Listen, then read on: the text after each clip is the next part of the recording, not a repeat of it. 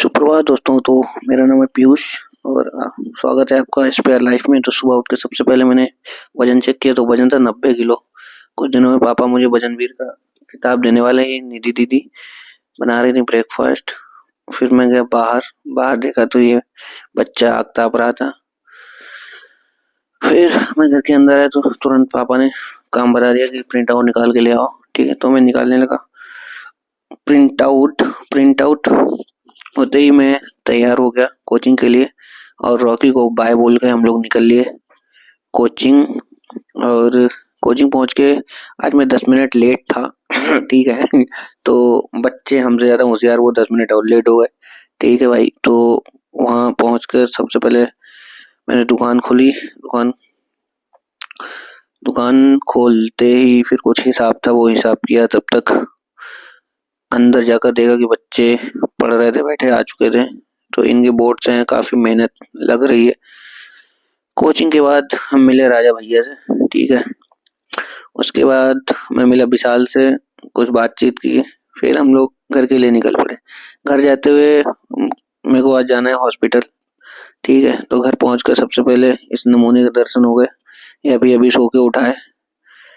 फिर मैं आ गया अपने रूम के अंदर और हॉस्पिटल जाने की तैयारी में लग गया। और फिर मैं बाहर गया, इन लोगों से बात की कि कुछ हरदोई से लाना है। तो ये बच्चा बुक पढ़ रहा था। इसने लेटे लेटे कुछ फरमाइशें पेश की कि मेरे लिए कुछ लेके आना। और ये निधि दीदी अपना यूट्यूब चैनल सेटअप कर रही हैं। ठीक है, ये बोल रही कि मेरे लिए रसगुल्ला लेके आना। फिर मैंने कहा ठीक है। फिर ये कोमल दीदी जो कितना खुश हैं, आज बाहर जा रही हैं।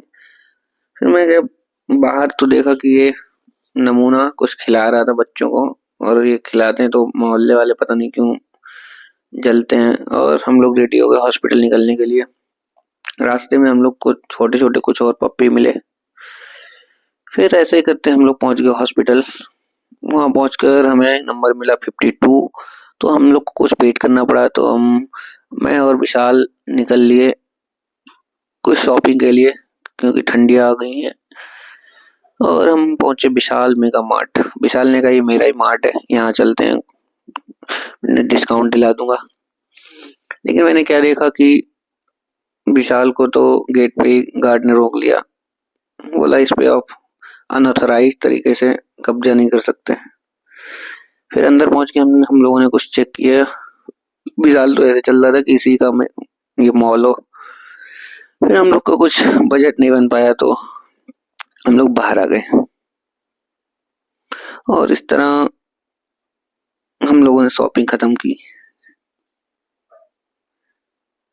और फिर रीसू के लिए खरीदने से रसगुल्ले, तो हम लोग पहुंच गए मिर्चाराम स्वीट हाउस। यहाँ हमने ये टोकन खरीदा। टोकन खरीदने के बाद पहुंचे काउंटर पे। तो भैया ने कहा कि अभी प्रोसेस में रसगुल्ले, तो हम लोग को कुछ वेट करना पड़ा। फिर भैया ने तुरंत टोकन ले लिया, पता नहीं क्या सोचा। फिर भैया को दिया टोकन और हमें रसगुल्ले का पैकेट मिल गया तुरंत।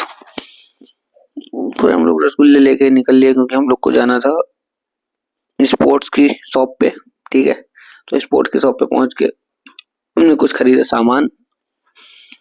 फिर हम लोग पहुंच गए बैंक, क्योंकि विशाल को कुछ पैसे विड्रॉ करने थे। फिर पैसे विड्रॉ करके हम लोग घर के लिए निकल पड़े। और घर आते ही ये रसगुल्ले को खाने में लग गई मेरी दीदी। और ये मटर छील रही है। रॉकी बोल रहा कि मेरे को भी चाहिए, तो इनको फिर रसगुल्ला दिया गया।